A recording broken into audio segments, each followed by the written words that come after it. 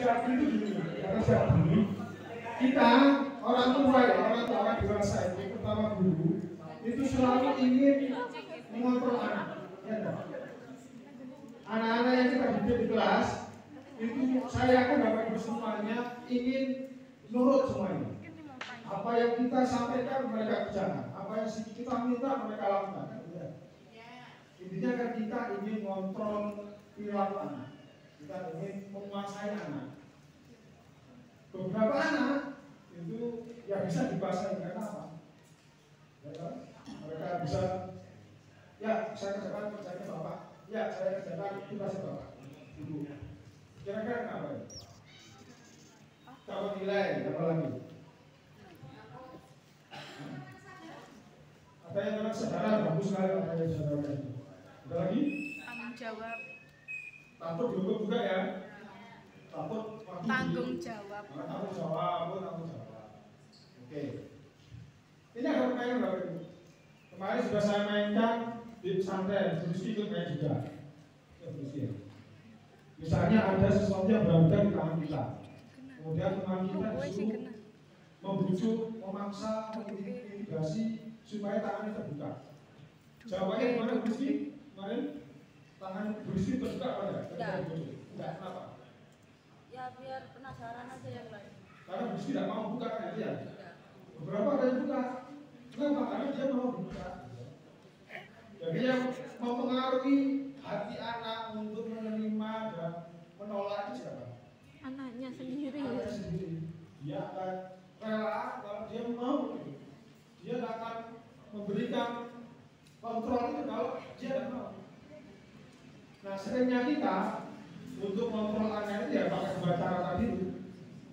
Penghargaan, hukuman ya, ada hukumannya itu yang sampai kayak ceritanya Pak Bagus kita ya. Pak Bagus kan cerita ketika masa sekolahnya itu saya tak ingat sekarang. Dia merasa malu karena disuruh maju dan bisa dihukum kan, dihukum. Kalau tak dibilang dia akan menerima hukuman seperti itu lagi, akhirnya dia mau melaksanakan tugas-tugasnya lain. Ada juga yang anak-anak mengerjakan memang ya sekolah apa ya dapat nilai. Kalau dapat nilai, semakin bagus mengerjanya semakin dapat nilai.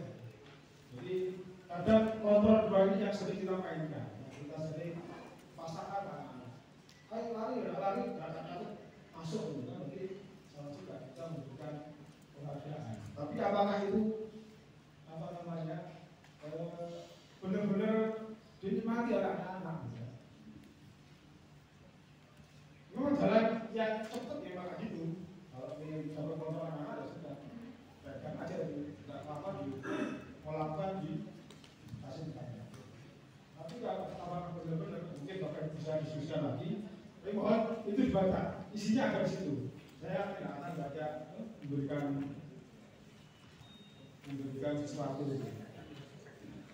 Nah, ini yang saya sampaikan tadi sebenarnya ilusi ini. Kita bisa kontrol anak itu ilusi. Kalau tidak ilusi, kalau tidak apa namanya bukan khayalan, anak-anak tidak akan ada yang menceritakan. Kita punya masalah menceritakan karena itu kita merasa kontrol mereka, tapi mereka seling di, ayo lakukan aja gitu. Nanti kita merasa ayo kita baru kontrol anak-anak, tapi anak-anak sebenarnya tidak mau bukan terlalu gitu. Agak celah ya, sikat aja. Loncat pada apa namanya ya, mencari celah untuk pulang lebih dulu, mencari celah untuk supaya dapat nilai lebih baik dengan nyuruh temannya gitu. Itu celah-celah kontrol yang kita tahu sebenarnya kan gitu kan. Anak-anak sebenarnya tidak takut sebenarnya sama kita, tidak takut sebenarnya. Sadar kita sih. Tapi karena kita mau yang cepat aja ya, hukum, penghargaan, kasih nilai, dan sebagainya. Tetap gangguan seperti itu yang terjadi. Bahwa mereka bisa disuruh-suruh, bisa mengerjakan pekerjaan kita, ini karena memang mereka ya ada suatu saat itu ya memberikan kontrol kepada kita. Mereka rela gitu. Kalau tidak rela, mereka tidak sama dengan temannya kerjakan atau saya tidak. Gitu. Jadi tidak nyaman sendiri. Itu untuk menghindari ketidaknyamanan, menghindari rumah. Mereka mengerjakan bisa dibawa mereka setelah sekolah. Kalau itu terus mereka terima, saya khawatir setelah sekolah mereka tamat sudah, dapat STB gitu kan.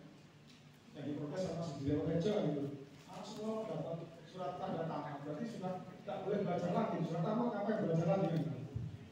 Padahal tujuan kita sekarang ini adalah belajar sepanjang belajar.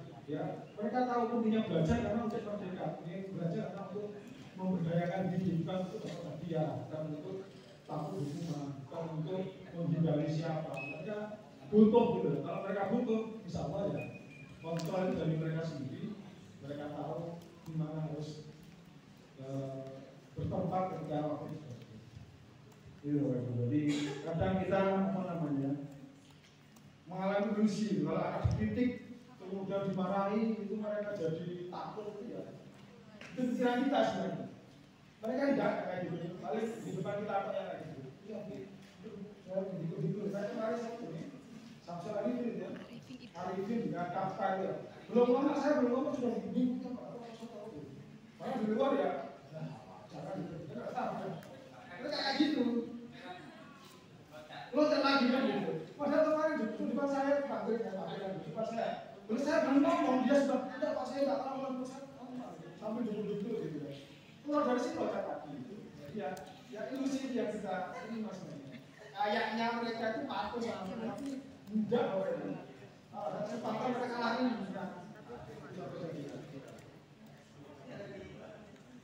dan kita tidak punya kontrol mereka untuk menerima mereka tidak punya kontrol karena bisa menentukan mereka mau apa yang mereka sendiri.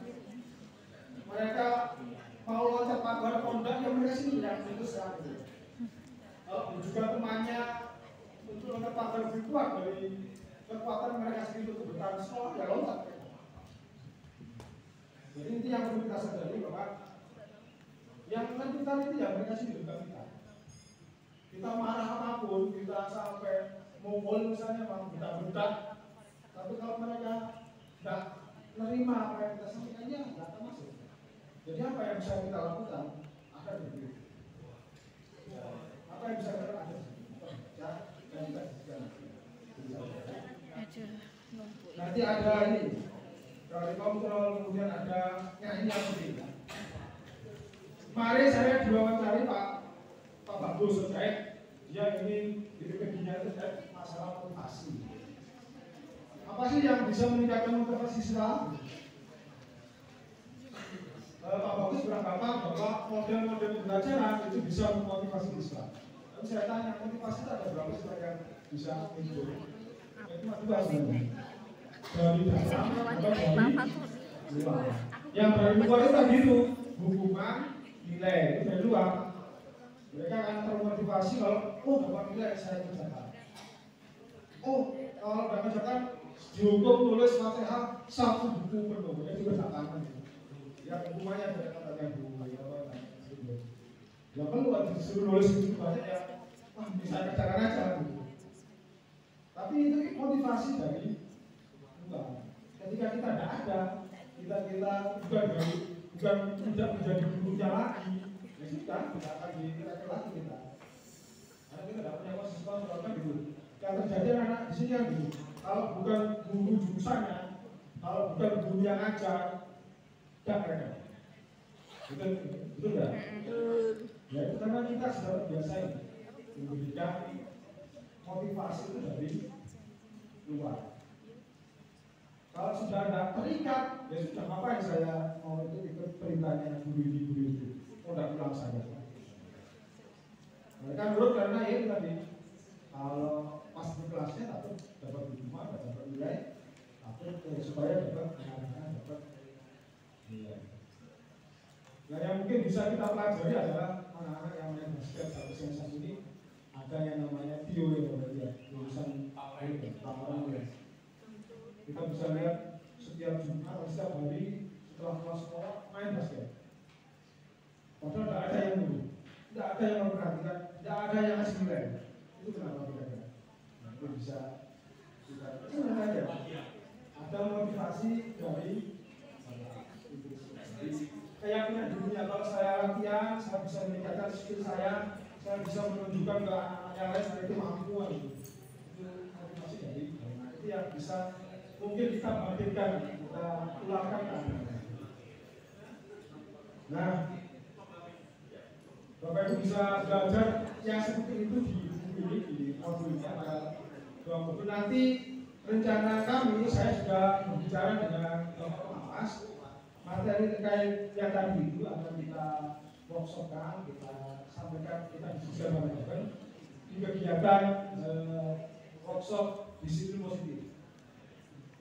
Materinya saya minta ya ini, materi tentang disiplin positif dan restitusi, kontrol dan macam-macam. Ada satu istilah yang mungkin nanti akan Bapak Ibu apa namanya? Bapak Ibu diskusikan. Yang biasanya kita melakukan hukuman, mungkin nanti saya berharap saya mungkin ya, saya harap Bapak Ibu semuanya bisa merasakan perbedaan. Kita tidak lagi memberikan hukuman, tapi memberikan restitusi. Minimal kayak ini, nanti keluar dari sini, saya punya istilah baru restitusi. Biasanya kayak gitu ya. Restitusi. Yang ada di sini, apa bedanya dengan hukuman, apa dengan konsekuensi? Nah biasanya yang kita lakukan itu konsekuensi ini. Dan hukuman juga sering. Kalau hukuman itu bedanya dengan konsekuensi dengan restitusi. Kalau hukuman itu biasanya mendadak. Anak melakukan kesalahan apa, dihukum apa. Misalnya terlambat, silakan lari 1 kali, ya kan ada hubungannya dengan terlambatnya. Dia terlambatnya karena bantu orang tuanya harus mengantar ke pasar, akhirnya dia terlambat berjalan soal ke rumah, disuruh lalu kan ada hubungannya dengan kejadian terlambat. Kalau apa namanya konsekuensi gitu biasanya. Kita sudah bicara dengan anak. Kalau kamu nanti terlambat, kamu akan melakukan ini. Kamu akan menambah pelajaran di jam terakhir. Kalau kamu tidak masuk, kamu harus mencatat atau menambah belajar di perusahaan. Dan dia terlambat, dia melakukan itu namanya konsekuensi. Ini yang baik, yang bisa melatih anak untuk bertanggung jawab. Tapi kalau hukuman kadang apa yang dilakukan ini, tapi hukumannya tidak ilmiah, itu kadang malah anak jadi senang gitu.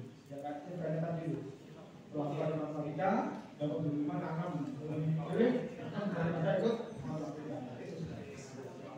Kita semakin senang untuk melakukan. Tapi kalau konsekuensi ada penggantian. Nah yang terbaru ini namanya restitusi. Kita berharap anak-anak belajar dari kesalahan. Anak salah ya restu. Kita juga belajar dari salah. Anak marah ya sama dengan kita juga dulu. Kita juga marah. Anak terlambat, kadang kita lebih sering terlambatnya daripada dulu. Anak bolos, apa kita tidak pernah bolos sama saja.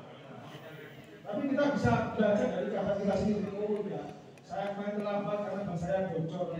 Supaya terlambat lagi, saya kan mempersiapkan supaya tidak bocor pada saat pagi. Bensinnya diperiksa lagi. Nah, anak-anak karena tidak tahu kayak gitu. Belajar dari kesalahan kadang anak tidak tahu. Tugas kita mengajak mereka berdialog dan ketemu. Saya salah ini. Mungkin dengan bantuan kita mereka bisa menemukan dan belajar dari kesalahan mereka. Tapi yang berat, saya sudah mencoba ini kemarin terhadap pihak 6. Yang satu, saya tanya-tanya gini, panjang lebar, tidak bisa ngomong.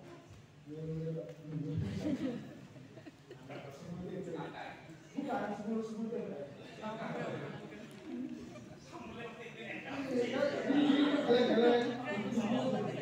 Gimana caranya menemukan solusi yang kayak gitu. Aku masih juga Pak, yang kemarin ceritanya anak yang malam itu yang menyembuhkan jawaban kita itu ya. Iya. Itu saya tanya-tanya. Ya itu kita ternyata yang saya amati itu memang salah saya ketika menjawab pertanyaan itu masih nadanya itu interogasi, ngancam saja. Nah itu yang perlu kita baca. Apa yang kamu kok tidak pulang malam dulu? Akhirnya sudah ngaji kan? Karena takut tidak akan juga.